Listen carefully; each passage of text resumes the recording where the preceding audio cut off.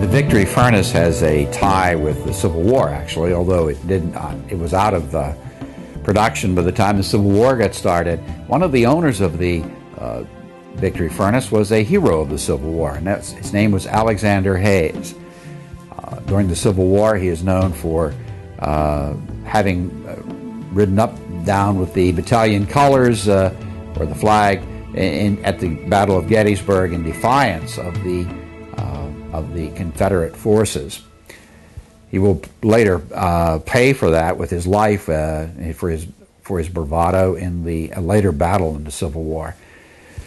An interesting thing about this was, though, that his father wasn't so convinced that he was such a gallant figure, and that he complained bitterly in his diary about the amount of money that Alexander Hayes could spend in just 1 year alone in Pittsburgh. He said he could spend $10,000 with his new bride, and that he had sunk into this furnace over $7,000 in one particular year, probably as the father, who actually ended up with the task of firing the furnace, must have complained about or thought about bitterly as he made that journey in the winter months to the furnace over very non-existent roads and very, very cold, bitter weather. Construction of an iron furnace must have taken many years.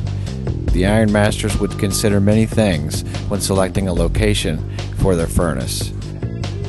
Plentiful building materials, fuel in the form of hardwoods, and iron ore deposits were all considerations for finding a prime location. A ramp was built to the top of the furnace, and a water wheel was used to drive bellows. Hardwoods were turned into charcoal and loaded into the crucible of the furnace, along with limestone and iron ore, where it was ignited and burned for many days.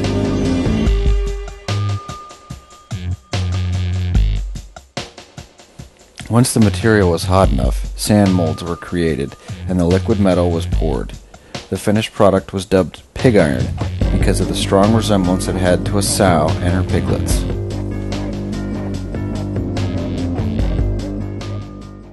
It was a 19th century equation, or a 19th century equivalent of the NAFTA problem. Free trade in iron ore, in iron, would destroy these furnaces because they could only exist with tariffs. And the tariffs of the 1830s made them profitable, and then when the tariffs were brought down, the reverse happened.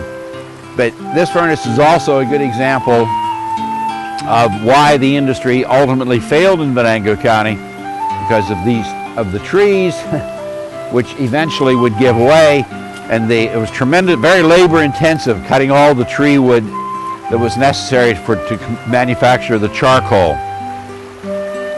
And in the 1850s, a furnace over in the Venango Valley was successfully fired on coal.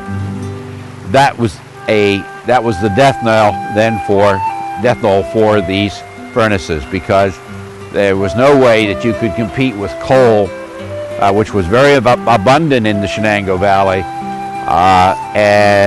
with charcoal as your firing media.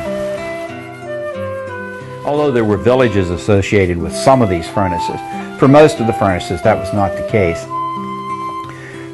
They were more like cottage industries, in that they were operated in the off-season when farmers weren't busy in their fields. Their busy time was usually in the winter months, and most of the workers at these furnaces were farmers. And so it wasn't an industry that really had big cities that were ever going to develop around it. Although in some cases there were small villages, like in Bullion, apparently there was a village there. But about the only permanent workers that would ever be found at these furnaces were those who did the timbering for the charcoal, and perhaps the man who fired the furnace.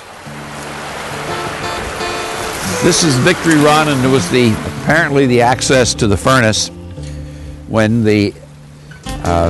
Mr. Hayes came down to fire the furnace. I can't even imagine the difficulty of that in the dead of winter, which he complained bitterly about in his letters, listening to the sounds of the highway not more than 100 yards from us. If the iron masters could have had that highway to get their product.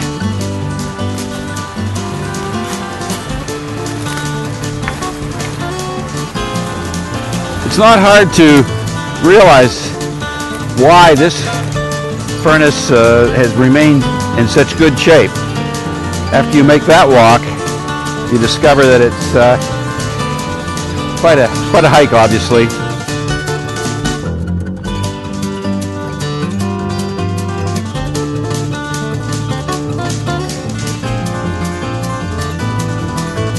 This was the finished charcoal product. When they would make the charcoal, it was in a little larger hunks than that, but of course time has eroded it to a finer consistency.